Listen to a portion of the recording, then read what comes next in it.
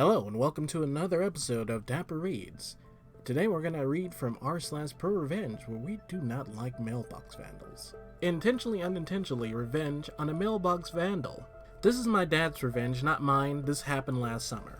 My parents live out in the lake just outside of town. Their property extends to both sides of the road, and their mailbox is on opposite sides of the lake and the house. Over the 4 years that they lived at the property, a black SUV has knocked down their mailbox 6 times. They catch the vehicle on security camera on the gate but gets no identifying info. My dad would report it every time, but not much could be done.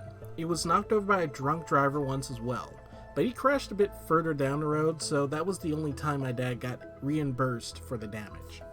Well, after the 7th time it was knocked down, he had had enough. The land on the opposite side of the road dropped down steeply immediately after the shoulder, so my dad contracted some guys to build out a small gravel pad 15 feet long and 3 feet deep or so he could set his mailbox back from the road. My dad told me that if someone tried to knock it down now, they would regret it. Well, about 4 months after the work was complete, my parents were awoken to a loud crash in the middle of the night. They called the police and went out to investigate. They found the black SUV off the road and having crashed into a very large tree. The guy was taken to the hospital and was charged with DUI from the crash as well as possession of drugs they found in the vehicle. By building out the gravel pad and moving the mailbox just by a few feet, it still appeared that the mailbox was on the shoulder and still seemed like an easy target. But in reality, those 3 feet made all the difference. Because the pad was so short, the vandal left the roadway before the pad started, and when the right side of the vehicle went off the shoulder, his car went veering down the steep incline. The dude was pretty badly injured, and I know my dad felt bad about this. I think this was much more effective than he had in mind. My dad isn't the kind of person to intentionally injure someone, so I'm sure he was hoping he just caused damage to the vehicle and teach a lesson that way. I'm sad for the SUV, it didn't deserve that, and hopefully the person driving actually recovers and learns his lesson about this. And also, hopefully no one else runs into your mailbox again, OP. Now on to the next story. Don't cheat on your graduation lifeline. This is going to be a long one, folks, so sit tight. So I, 19 male, and my now ex-girlfriend, 18 female, have been together for more than a year. We were in the same class during middle school and high school now. A 2-year friendship eventually evolved into a relationship. You'll know who it is. We were happily together, at least I thought so, since December 2019. I thought everything was great between us the whole time. Although recently about March I noticed her becoming very distant and barely writing first, dry texting, etc. I asked her multiple times if everything was okay. I gave her some space, but it continued for the next few months. I was naturally very upset as I've been through hell and back together with her when she was going through depression and a really hard time in 2020.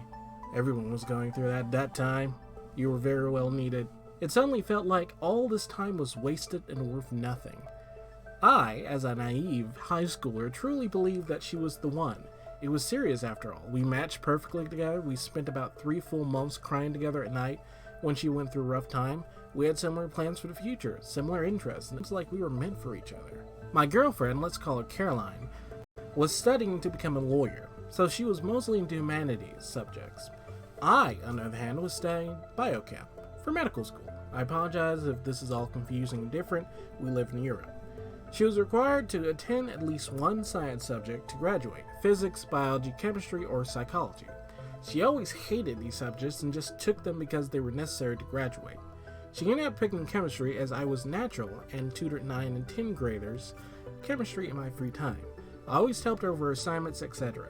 It started as helping her before exams and assignments so she would get a good passing grade, and after a rough time warped into a writing half an assignment for her. In February, she started to do everything with me again, though we had online the whole thing. Anyway, enough backstory. After noticing Caroline started getting distant and she never properly answered my questions regarding her behavior, I wanted to see how far it would go. For 1 week, I didn't invite her, call her, text her first. In a total of 1 week, she called me 3 times. Twice to ask me about her assignment, and once tell me how she felt insecure and bad. I'm not a dickhead. I helped her out with her school stuff and comforted her when she felt down. Me being naive, love is perfect lovebird I am, chalked it up to her being depressed again, but feeling embarrassed about it. I continued helping and comforting her for the next month until nothing changed and she never opened up. I was honestly doubting everything by then. Is it me? What am I doing wrong? I tried everything I could. How could this happen to me? Eventually, I asked her friends if something happened, but they said she was the same as always towards them. I knew something was up, but I didn't know exactly what it was yet. One day when she came over to my place, it was the only second time she did that March. Usually she came at least twice a week. We were sitting in my room and talking while she was trying out Valorant. Ah yes, the game I can't play because my graphic card is broken. Anywho, after she went to my kitchen to make herself something, I hear a notification from her phone. I usually am not a snooper, but I had a quick look at her screen that lit up. I wouldn't be able to read the message or who it was anyway. It was a Discord notification. I was very surprised. I knew for a fact that she didn't have it a month ago. Plus, she only plays Minecraft once in a while. She never uses Discord or anything, so next morning I did some snooping, and sure enough, I found a whole other Instagram account of hers, where she branded herself to be an aesthetic gamer girl. Not that there's anything wrong with that. She had never told me anything about this. I couldn't find any of her friends following her on the account either, so sure enough, she had her Discord username in her bio. Curious, and to be honest, asshole me, decided it would be a good idea to create a throwaway account and try to text her to see what she was all about. Before you complain to me, I know it's an asshole here. After texting her on my new account, we talked a bit until she became flirty. We played a few Bed War games together, once again on a throwaway account I bought for $1 MAO. I kind of broke down and started questioning my sanity. I've been with her all this time through all this crap. I couldn't believe she would do this to me. After the sadness came from the anger, I wanted to know how much she took it. I found it hard to believe that she would just casually flirt with guys like this. After setting up my first recon mission plan, I found out more about her until I found out about her supposed boyfriend. At that point, I had a huge emotional breakdown, and I felt I've wasted so much time helping someone who would betray me like this. From her stories, I would later find out that they were sleeping with each other for the whole month by now, about when her behavior started to change. At this point, I started hatching my revenge plan. I knew I would not let her off the hook this easily. I spent 2 weeks pulling all-nighters, making sure I had all my work done till the end of the year, until graduation. I spent all my remaining time creating fake chemistry textbook pages so I could make my Prorevenge even more believable. I knew I had to give her a taste of her own medicine, betray her like she did me. For the remaining 2 months of the school year, I fed her all this fake information and made sure she got all of her assignments wrong. I know she wouldn't be able to tell anyone she was copying off me, as our high school had very, very strict rules for plagiarism.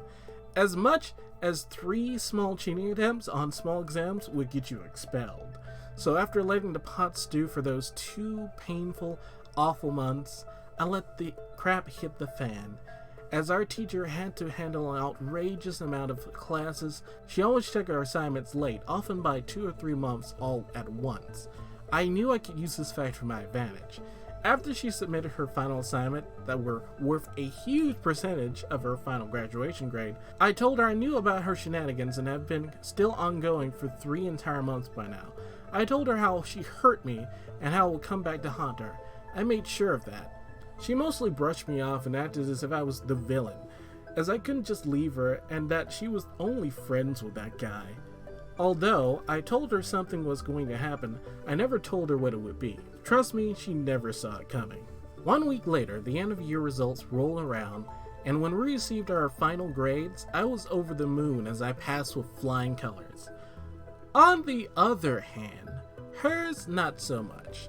Due to her final assignment and all the quarterly 4 work equaling to an F, she called me crying and asked for help. She told me she would be able to graduate if she wouldn't receive at least a passing grade for this year. She told me our teacher gave her a final chance after telling her how disappointed she was. Caroline had 2 more months at school and with extra one-on-one online lessons with our saint teacher. Honestly, props goes out to her. To be honest, I felt really bad for her in her situation, knowing very well if she didn't work her butt off in these 2 months in a subject she hated, she would have to repeat the last year without someone constantly helping her with her chem. That compassion quickly went away as I told her I would help her, but only if she apologized and paid me my regular tutoring fee. Caroline went full-on ballistic after that and screamed at me how I could do this to her.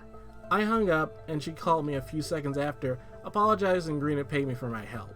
She now has 2 months of intense memorizing with her ex if she wants to graduate. Too long didn't read. My girlfriend cheated on me, so I fed her fake chemistry information and almost made her fail chemistry. Now she's paying me to tutor her. Edit. Now she has to study for these 2 months, and when the regular end of the school year comes, she has to complete a series of exams. I think 4 of 8, covering the most important topics from this year. If she passes all of them, she'll pass chemistry. Wow, P, that situation was really sad. Just kind of the audacity of her in this particular situation. But at the very least, now you get paid for your work in this particular case, even though you're working with someone you don't particularly like. Well, this is the end of this episode of r/Prorevenge. This is Dapper signing off. I hope that you have a wonderful day, and tell me your thoughts in the comments below. Peace.